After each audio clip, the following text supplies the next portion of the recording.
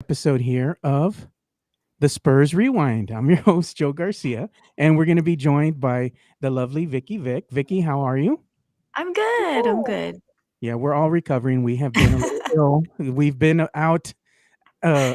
doing Spurs Rewind for a little bit because of the holiday season, and then I got sick, and I know Vicky fell ill, so it was something going around. But we're feeling better now, and we're glad to be doing this show again. Well, it's kind of bittersweet. We're going to be doing our last show with one John Diaz because due to scheduling conflicts, John will no longer be able to do this because he's getting paid the big bucks now. He's getting a new promotion. I wish that was Aw. true because then maybe I could make my own damn schedule. See that, right, John? You're going to have your own network one day. Aw. Yeah, we're gonna miss you. Yeah, and then he'll hire me to sweep the floors or something. Give me a salary. You can at least like file some papers or something, sweep the floor. Come File on. papers. I'll do a horrible job sweeping the floor too out of spite, and I'll make sure to tell him at Starbucks, you put his name as Yon. Yawn. Every Yeah, morning, here's your coffee, John, and it's just misspelled all the time with a Y, not a Aw. J. to make it worse. We want to make it trendy, Yon. Yawn. So we're going to go ahead and start talking about Spurs, the San Antonio Spurs. And one of the things we're going to talk about here is we're going to talk about Jakob Poeltl and low key. Jakob Poeltl has had one of his best seasons in the NBA, and it's playing with the San Antonio Spurs. And I pulled some stats and I shared them with you guys. And basically, I'm looking at basketball reference, full disclosure here. And you're looking at when Jakob came into the league, 2016, 2017 season, he was playing with the Toronto Raptors. And in his, rookie season, he was only averaging 3.1 points a game. Then he comes to San Antonio in 2018, 2019 season. He's averaging 5.5 points a game. He got a little bit better. But let's transition now to the 2021-22 season. Jakob Poeltl got paid in the offseason. Of course, we got him at a hometown discount, but his stats are not bad at all. For being the Spurs starting center, he is averaging 12.4 points a game. He has 1.4 blocks a game. He has 2.7 assists per game. Total rebounds 8.9. And of course, his free throw shooting is horrendous. It's averaging 0.363, which is not no Yeah. bueno, But if you look and see what his field goal shooting percentage is, it's not bad at all. He's averaging 0.594 as far as his field goal shooting percentage. So all in all, these are not bad stats. He's a solid center for the San Antonio Spurs. I know Spurs fans want a little bit more out of Jakob, but I'm like, the guy is putting up some good numbers. What more do you all want from him? You want him to be this super athletic guy that's going to come out and shoot a three. That's not him. But what he can do is do all the little things, do the grunt work, and kind of go out there and wreak havoc in the paint as far as trying to get you rebounds, and trying to set picks and screens and stuff like that. So he's doing a decent enough job. We're going to go around the table here. John, what can you tell us as far as these stats, and what have you seen out of Jakob that you've been really impressed with thus far in the season? His offensive rebounding is ridiculous. That dude just scarfs up the boards. And I know offensive rebounding isn't that big in today's NBA because a lot of teams, maybe just chuck a three and get back on defense. But Mhm. that's such a huge stat to have, and especially him being kind of like really the only big on the roster that you can kind of trust with the role. I think he gets really overlooked strictly because not only NBA standards, because the Spurs aren't a good team this year, but Mhm. even by Spurs fans, because he was just part of the Kawhi trade.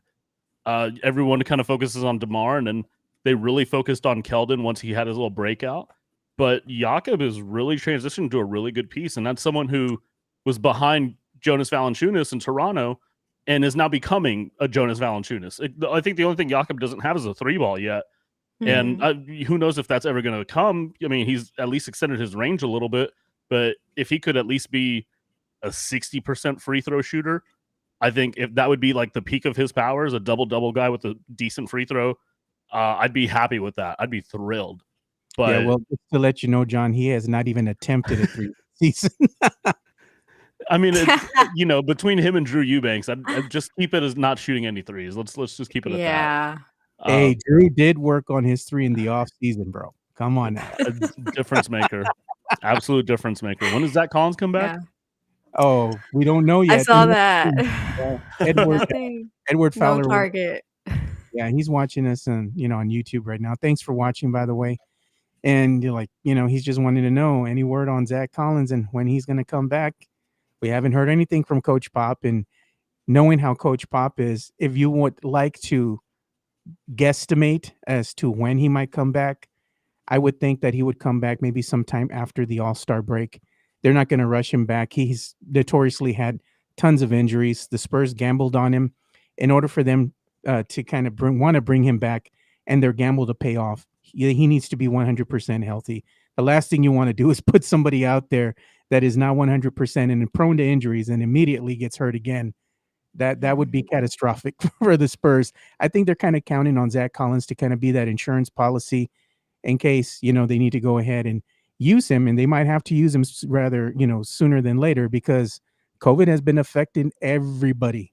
That's the thing. I mean, who would have thought that the Yeah. Spurs would have been affected by COVID after they had a stellar record, and then bam, we got hit and it just kept on raining, So hopefully we Yeah. get Derek, White, and we get Devin Vassell and Keldon Johnson back. They said they were questionable. So we'll see if they actually are able to hit the court against the Rockets. I think one negative test before the game away from coming back, so that's close to watch.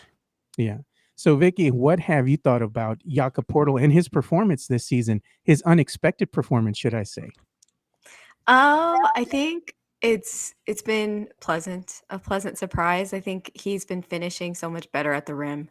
That was always my complaint with him, that he was not strong enough. He's still not dunking the way that I think he could for his size, but I guess those So what do layups you are want? now. You want teenage mutant Jakob Poeltl to be out there? And, I mean, I just want him to be a little more assertive, because A little less sometimes Rasha Nesterovic. Got it. Yes, because sometimes those layups There's that a are name like, for you. Yeah. seriously though. What a throwback. No, but really that's perfect. That's a perfect explanation. I mean, I just don't like those little lazy kind of like finger roll things from a But you know guy what? as You tall go as show him. him how to dunk, Vicky. You show him. This is how to do it with authority. You got to get angry. He's gonna have to pick me up to show him, but I'll show him. If you pick me up, I'm going to show you how to dunk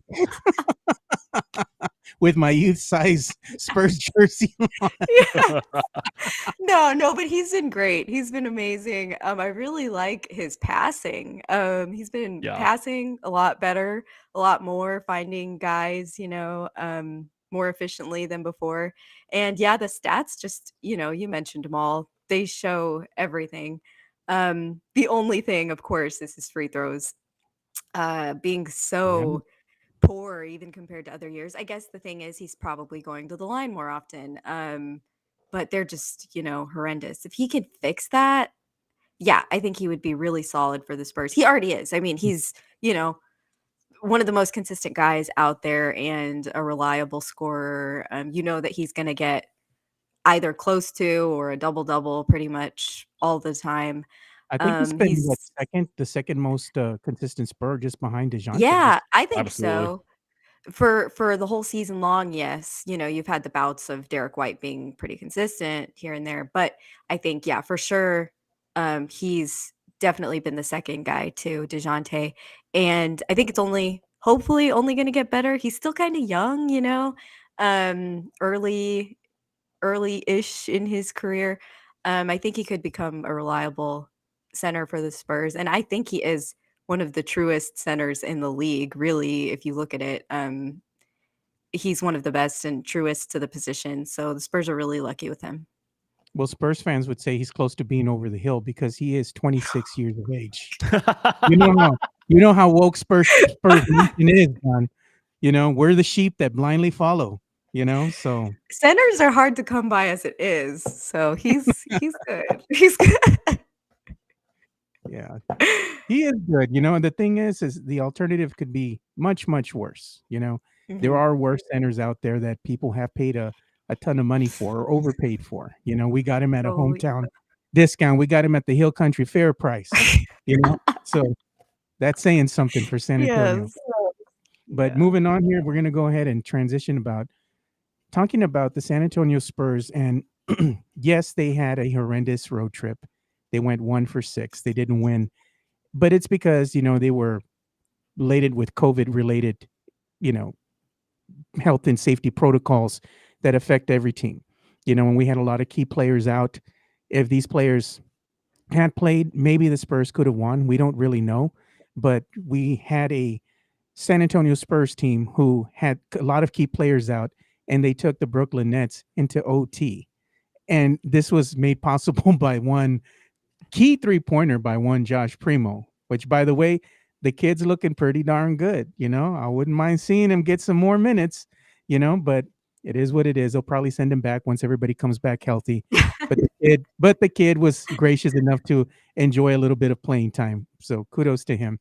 But despite all the losses, the San Antonio Spurs are still flirting with that play-in game. As of the latest standings, the San Antonio Spurs, I believe they were the 11th seed in the Western Conference.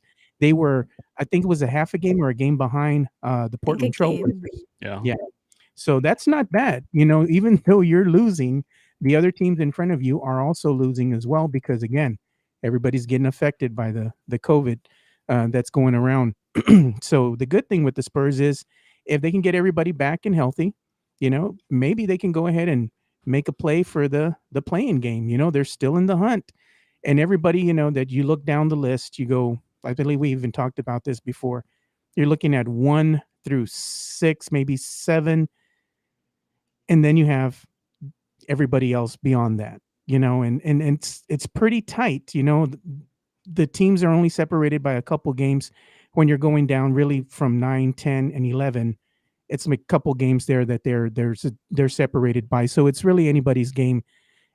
And the Spurs, you got to give them credit that even though that they have lost, they have looked competitive despite the losses. They're showing some growth, and I think that's one thing that we can take away from all this. And I'll let Vicky tell us a little bit more about that because you're the one that coined your phrase that I don't want to say because it is your phrase. Vicky. So what Silver did you and tell us? Maggie. There you go.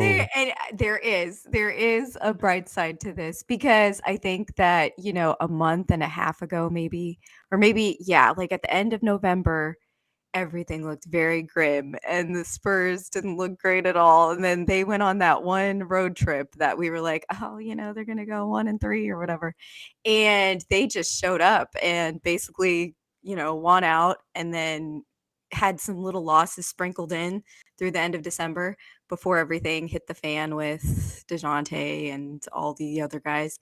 But they, while they had all the pieces and all the components, they looked good and they really like sustained that level of play against some of the best teams and some of the most competitive ones out there, and it didn't ever look like they didn't know what to do. Even though they still are inexperienced and it shows here and there, but for the most part these games didn't even have horrific third quarters. There were bad parts of the third quarter, but it wasn't like before where they just completely lost everything. So I think they're in the 11th spot right now. Had they been able to keep everyone healthy, I think they would have still been, I mean, of course, that's considering everybody else. If they stayed healthy too, I don't know. They may still have been sort of in the same position. I do think they would still be within the play-in, probably at the 10th, maybe even into the 9th at this point. But I think it looks up for them. And now that, I don't know, maybe this gets it out of the way for them. They've gone through their COVID thing. Maybe that's it. Maybe there won't be anything else. I'm hoping that here on out they stay healthy. And I mean, half the team was out with COVID. So it feels like that's it. Like that's it. There can't be any more. Uh, as long as there's no other crazy variant that just takes everybody. But I think that here through the end of the season, at least the regular season, if they can stay healthy, stay good, I do think they'll stay in the play-in, and probably perform pretty well. If they could be, in that 8th spot, oh, that'd be great. You know what? I just thought of something, Vicky. We need to have you with your own segment and I want you to share it. That's called the silver and black lining. I was, I still go back and look at that video because you were so proud of yourself when you came up with that, and John's face was That's so priceless. good. John hates it. It's like I was watching old Yeller just get taken out back again. It's just like, oh my god. He was so proud of herself, John. That was a Yes. great moment with you on here with the Spurs Rewind. That But was what have you great. thought about the Spurs, despite the losses, still being in that playing game? What do you think their chances are of actually vying for a spot in the playing game at the end of the season? I think they're still good. I hope it doesn't come down to one game because I'm going to pinpoint that Detroit loss in overtime because that was unacceptable and that was still a mostly full team that was going against the Pistons. That was really bad. That was bad. I think it's funny. So I was listening to a podcast with Tom Haberstroh on, I think it was Dan Le Batard's show, and he was mentioning how teams are basically strategically trying to expose their players to COVID because of the playoffs and the play-in, because they're kind of thinking, well, if you already have one player who has it, go ahead and just get it out of the way. Get it out of the way. These guys will come back and they'll be ready for the playoffs, and you won't have to worry about this the later the season goes. And I thought that was genius. And only the NBA would have that kind of drama behind the scenes where these guys are, the analytics to people are probably like, go ahead and expose so-and-so to COVID. He'll be fine by, April and May. But it's interesting. I think the biggest telltale sign with the Spurs for me right now that they want that play-in game is what did DeJounte Murray miss so many games with? Reconditioning. All these guys that have gotten COVID had to go through reconditioning. All of a sudden today, these guys are one negative COVID test away from coming back. No one said, hey, Keldon needs reconditioning and blah, blah, blah. No, none of that crap. These guys, the Spurs want to go out there and win. They've got a huge homestand coming up to get that momentum back before All-Star break, before the rodeo road trip. They want that spot. And I think seeing the two teams in front of them, the Clippers still don't have Paul George, and he's supposed to be due back maybe when they play the Spurs here in San Antonio, and they still have Portland, who Dame Lillard is now out indefinitely. And that's their one game to get back into the play-in. So the chances to get in there are right there, and it seems like they're going to go chase it no matter what. Yeah, and they get to face the Brooklyn Nets again. So maybe they can get redemption here. But hopefully we don't have FIBA Patty show up, because then that would ruin the night. Even just Patty now. He's so good. Can we just talk about how Lonnie Walker didn't go at Patty Mills? Like, okay, let's be real. Patty Mills isn't like the greatest defender in the world. Lonnie Walker is a big athlete. And then he just looks at Patty and it's like he got scared. Like if he was in practice, like, I can't hurt him. Just hold on to the ball. Like, take it in his face, dude. That's true. Marshawn Lynch him just right there. I noticed that too. I was like, oh, okay. Let's it's just like that roll meme out that the goes park around carpet with Wesley Snipes when he's pointing the gun, shedding a tear. Yeah. That's Jakob Poeltl. That's not Jakob Poeltl. I'm saying that's Lonnie Walker looking at Patty. He's like, oh, I don't want to do it to you, bro, but I got to. Yes. I got to take you out. Patty. But the Spurs have still been in that playing game. So, I mean, they're still playing around with that, flirting with it. And I think they're going to keep on. And at the end of the day, if they win enough games to play for an opportunity to go into the playoffs, that's all they can ask for. And I think that would have exceeded expectations, especially the way the season's gone for most of the San Antonio Spurs fans out there. And, and the team itself, they would be happy just to have the opportunity to play, to you're in and you win and you're in, kind of thing. So hopefully that can happen. So we're going to go ahead and kind of dive a little deeper here and look at the schedule that is coming up. The Spurs have a 7-game homestand before they hit the road again, for a short stint. And then behind that, I think they come home for a couple more games. And then it is the rodeo road trip where they clean house and they're on the road for quite some time. And that's going to be the telltale sign. I think that's going to make or break point for the guys for the rest of the season there. They got to at least go 500, I think, on the rodeo road trip in order to still be able to play around with that play-in game. So hopefully that can happen. But they do face the Rockets today. Tomorrow, not on Friday, they're going to play the Cavaliers. Saturday, it's the Clippers, the Suns on Monday, Thunder on Wednesday. the Nets on Friday the 21st. And right before they play the Rockets again and Houston, they play the 76ers here at the AT&T Center. And we know how the last game went with this team. And it was no bueno. They have no answer for Joel Embiid. So he's going to probably wind up getting his, and they didn't defend the three very well, but they haven't done that good all season. So it is what it is. There's certain teams that the Spurs just don't match up great against, and the 76ers are just one of those teams that seems to have their number. They got no answer for them. So hopefully we get a full squad back, they can have a better showing. All I'm looking for at this juncture is for them to be competitive. That's pretty much, as long as you're competitive, I don't care about the wins or losses. I'm looking more for the growth and development of the younger core and the players that we have on here a little bit more tenured. So we'll see how that goes. Any guesstimations here? We'll start with you, Vicky. Do you think they're going to have a winning record here at home before they hit the road again? Oh gosh, that's really hard. I think if they can get people back before next game, they've got a better chance of getting a winning record. I think that realistically, if things stay the way they are now and they're without guys for the first 2 or 3 games, they're going to lose. But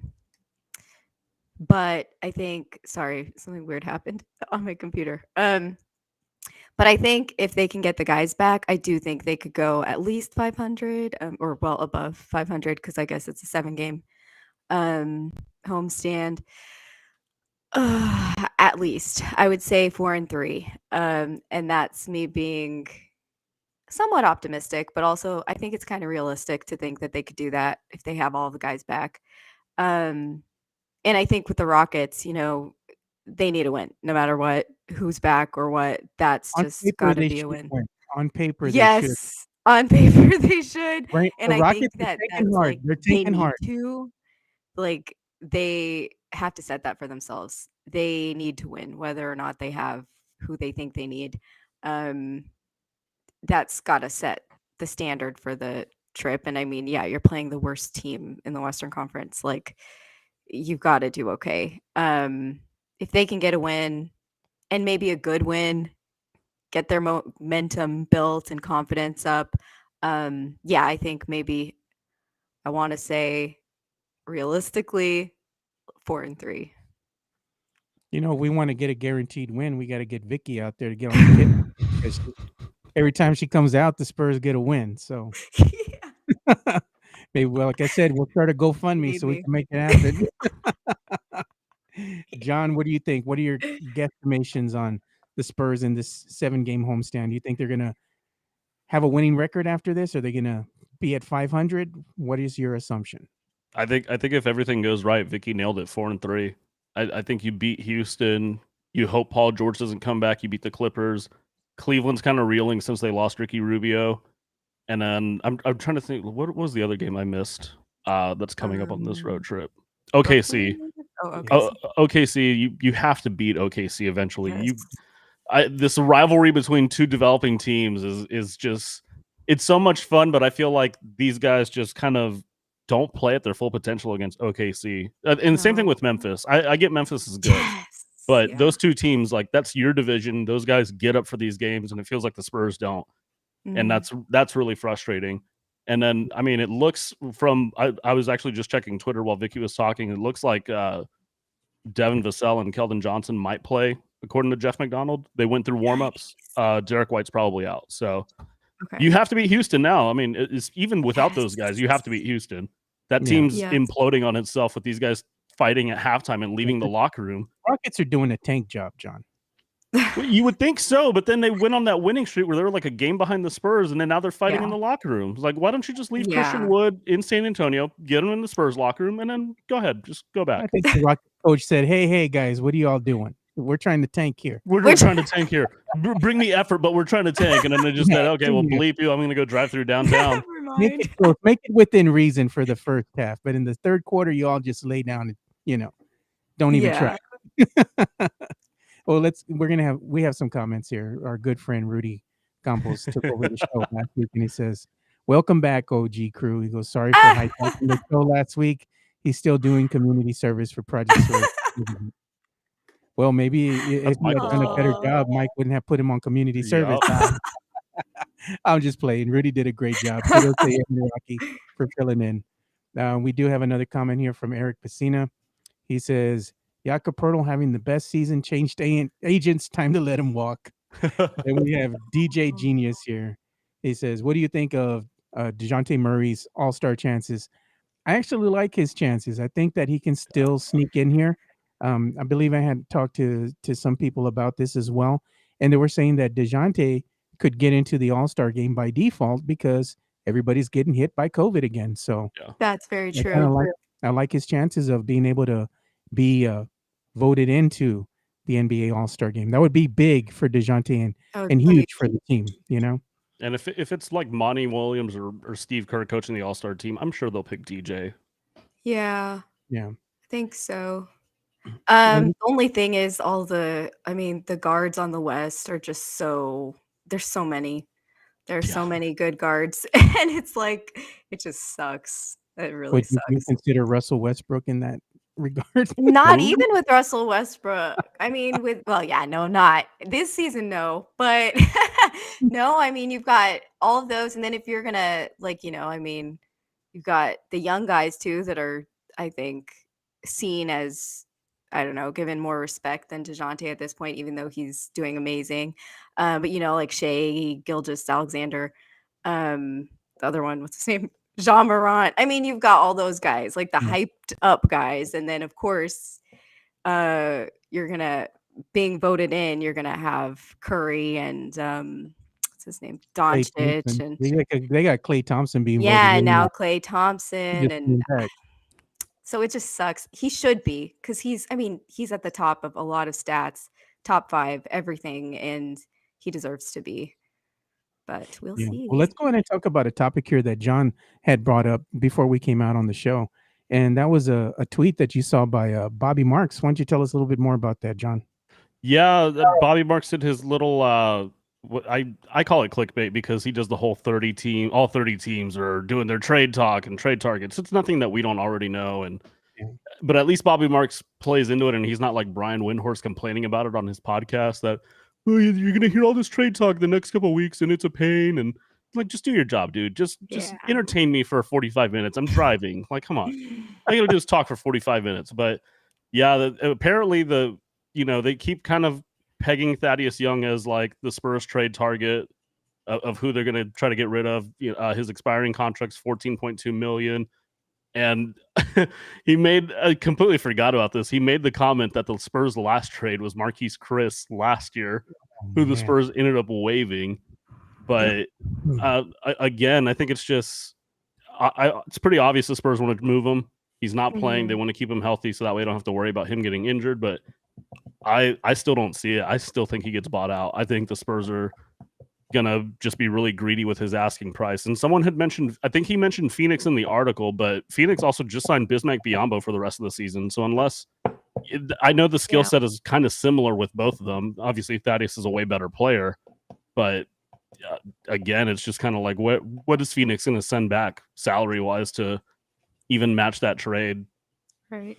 Yeah, this just, I don't know if they wind up waiving Thaddeus Young, meaning that they're going to still pay out his contract, and let him walk and see if another team wants to get him or pick him up, should I say. This is, I don't know, this is a fail for the front office because we're still paying for Damari Carroll, For sure. Again, they went after in free agency, and for whatever reason, Coach Pop and the coaching staff just decided not to play him. The guy wanted to play, so they ended up waiving him. Still, he's on the books. They have to finish paying out his contract.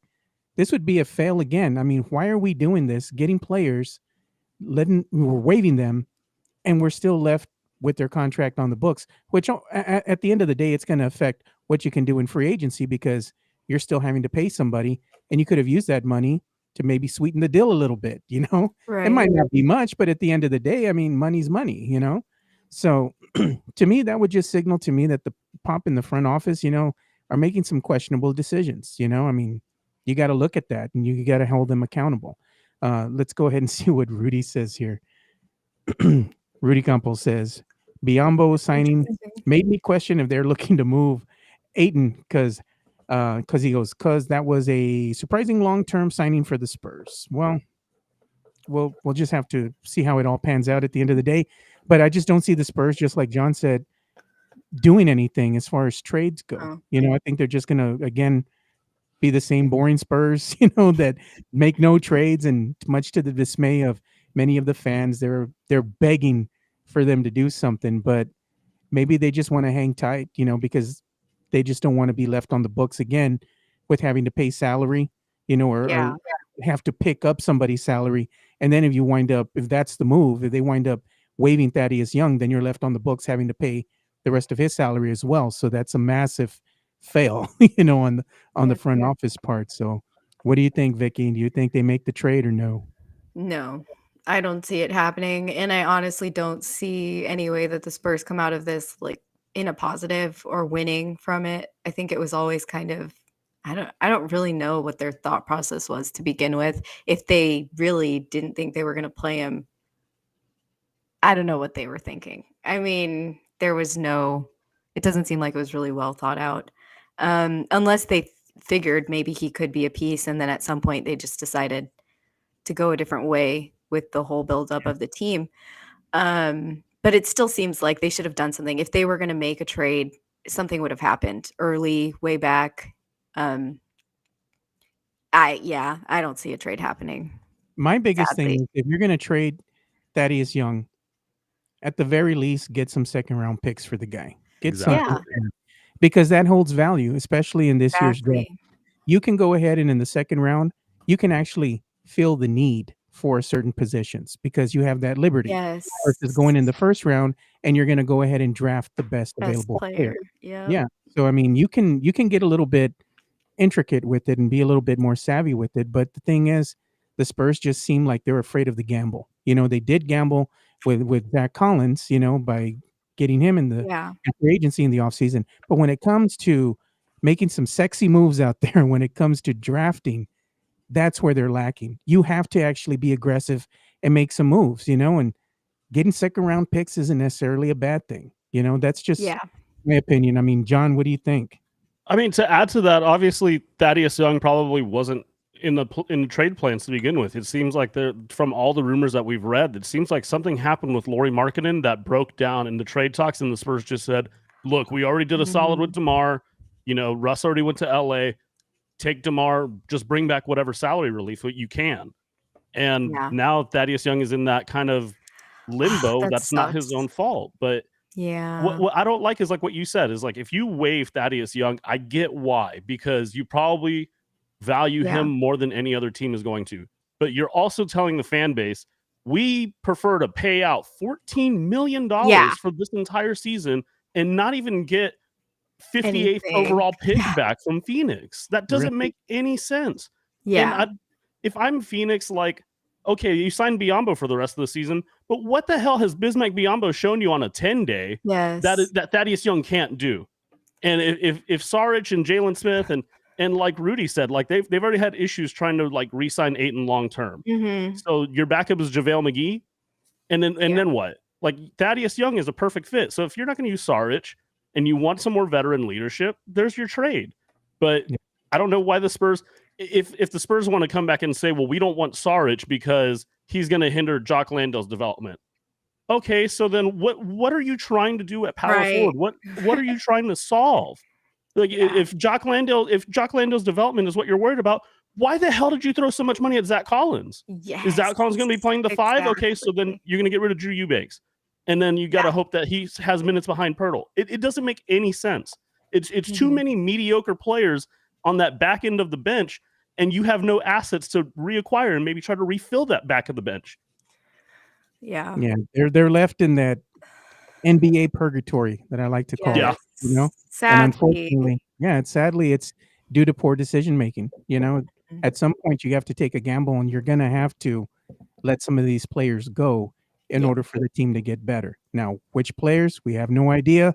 Who holds value, at this point, beyond the guys that are actually showing out this season, you got to question who's untouchable at this point, who would you not want to let go? I mean, I think at this point, it's safe to say that if somebody comes knocking and they're offering something outstanding that you cannot, say no to, you would let DeJounte go. You would let somebody else go, Keldon or Lonnie or whoever, if somebody's giving you a haul.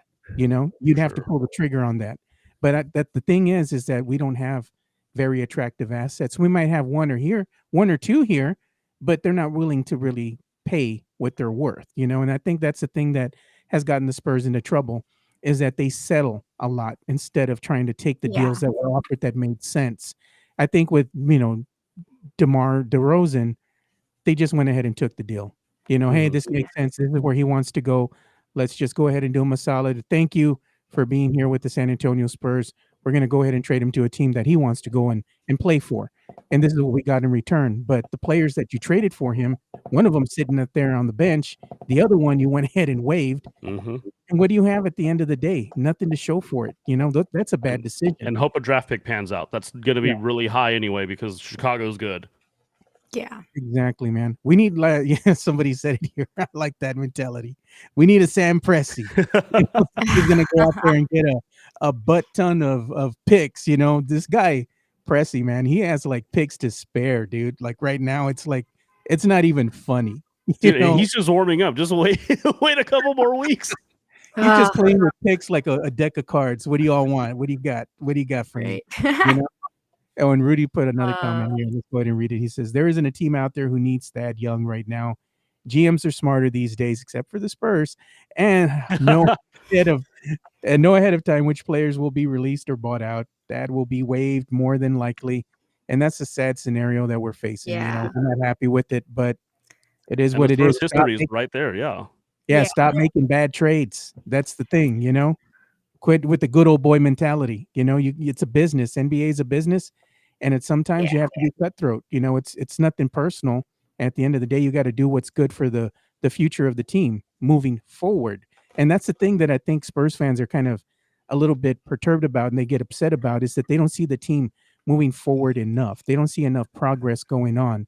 They see it coming, and it's slow to come. Even this season, we're seeing the development of the players, and we're seeing them get a little bit better, but it's just slow and methodical. They want something now. They're tired of losing. I get it, but ultimately we're not the guys that make those decisions. It's John. It's Pop in the front office. If you got a problem with it, you got a right to Pop.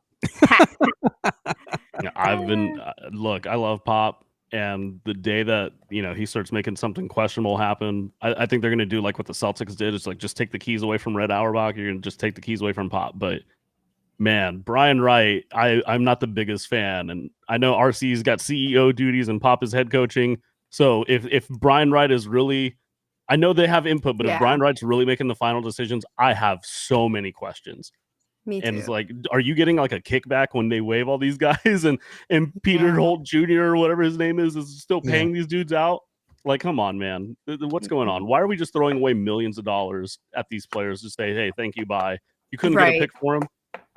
Or even utilize them. I mean, if you're making a trade for somebody, use him. Thad Young is a veteran. We need more veteran leadership out there. The guy works hard, and is he going to go out there and give you 20 points a game? Probably not. But he can go out there and work and hopefully give you a better chance of winning games, But if you're not using him, I mean, that says too that maybe you're not really interested in winning, So you have the flip side of that coin as well. So we'll see what happens moving forward. But one of the big question marks I got to ask, because this is going to be John's last show with us, now that we've signaled the end of one Becky Hammond, because she's going to be going with the Las Vegas Aces, she's going to be their head coach now and coaching them. What does this say about the future of the team? We're going to have to go ahead and look for a new head coach. And I think at this point, the Spurs have just signaled that Coach Pop is going to be the one who's earned the right to pick his successor, So we don't know who that might be. You got any ideas, John?